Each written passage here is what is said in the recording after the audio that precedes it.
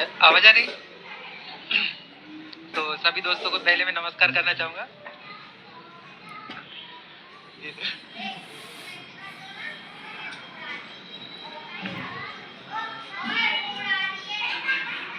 असहयोग आंदोलन।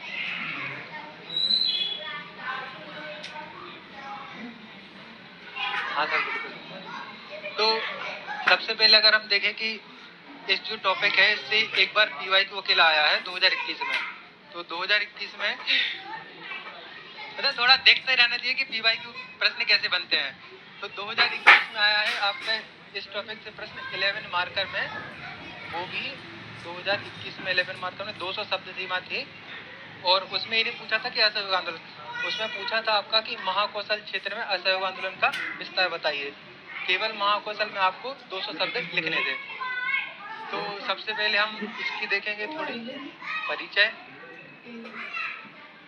इसी में आपका पृष्ठभूमि हो जाएगा। यहीं पे हो जाएगा आपका कि प्रस्ताव पारित हुआ था, यहीं पर हो जाएगा आपका कि जो अधिवेशन में सम्मिलित लोग कौन कौन से थे, इसी में आपका हो जाएगा कारण और कार्यक्रम, और देखेंगे मध्य प्रदेश में विस्तार। इन डायमेंशन पे अपन बात करेंगे।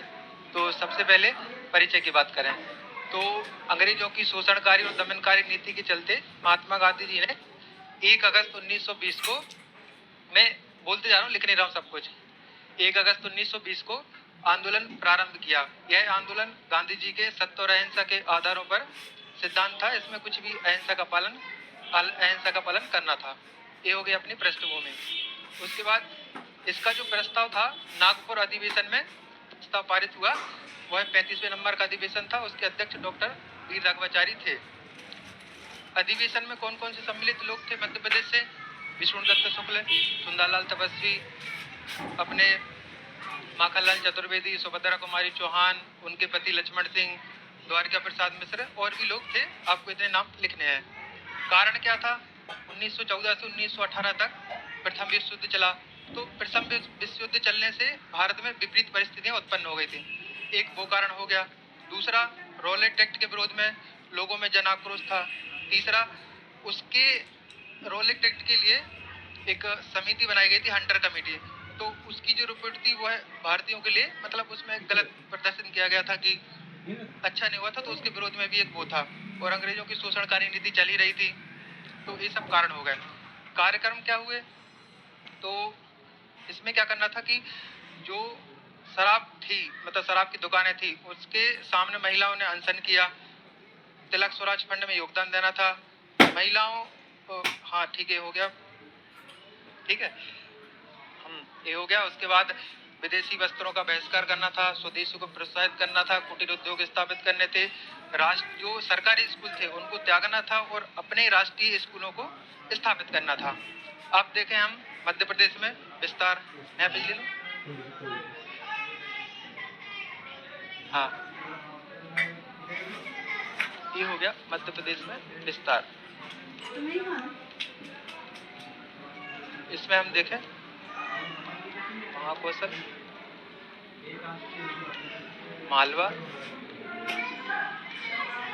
बुंदेलखंड, बहुत लेट चलता था, बघेलखंड और थोड़ा सा भोपाल।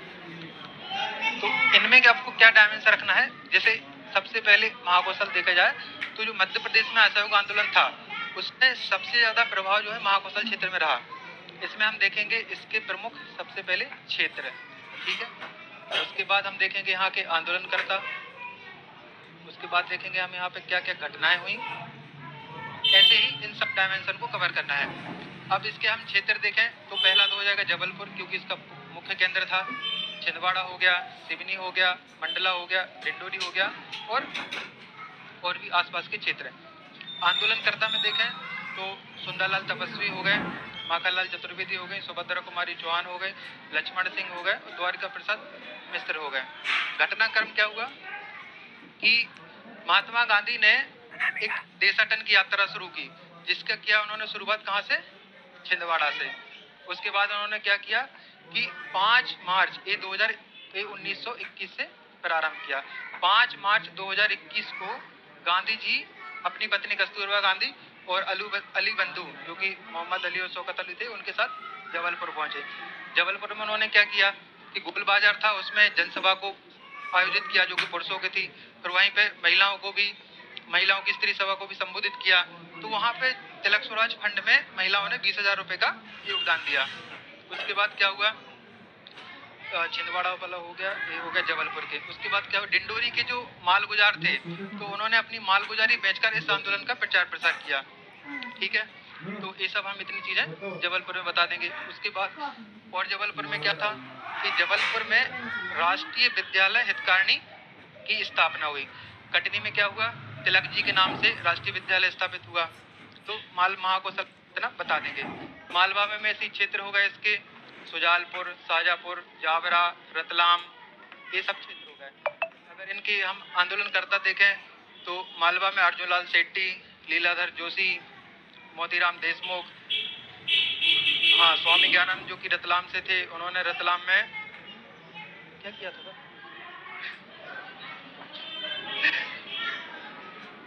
हाँ ठीक है, बाकी आपको कॉमन चीज क्या रखनी है कि सभी जगह एक ही चीज होगी। अगर देखो भाई प्रश्न तो एक ही आएगा ना, ऐसा थोड़ी आएगा कि वही महाकौशल दे दिया वही मालवा दे दिया। तो सब जगह एक ही चीज कॉमन रखनी है कि विदेशी वस्त्रों का त्याग करेंगे लोग, स्वदेशी को प्रोत्साहन करेंगे, खादी को प्रोत्साहित करेंगे, कुटीर उद्योग की स्थापना करेंगे, बाकी चीज चलते रहेंगे। बुंदेलखंड में बुंदेलखंड में दो क्षेत्र आपको याद रखना है, छतरपुर और सागर। अब छतरपुर से यहाँ से थे राम सहाय तिवारी जी, तो इन्होंने भी खादी को प्रोत्साहित किया, विदेशी वस्त्रों को जलाया। सागर में भी ऐसी था। बघेलखंड में आप वहाँ के देखेंगे अवधेश प्रताप सिंह थे, बंसीलाल थे और ऐसे। और भोपाल में भाई अम्मान थे। ऐसे आपको शॉर्ट में बता देना, अगर 11 नंबर में भी आया तो। उसके बाद आप निष्कर्ष क्या दे दोगे कि जो असहयोग आंदोलन था वह पूरी तरह सफल तो नहीं रहा, लेकिन जो भारतीयों में अंग्रेजों के प्रति भय, डर की भावना थी, अधीनता की भावना थी, वह भारतीयों से दूर हो गई। तो ये इसका आप निष्कर्ष लिख देंगे और लिख देंगे कि एक सकारात्मक चीज में कि आगे के जितने भी आंदोलन हुए उसके लिए एक असहयोग आंदोलन ने पृष्ठभूमि के रूप में काम किया। बस, थैंक यू।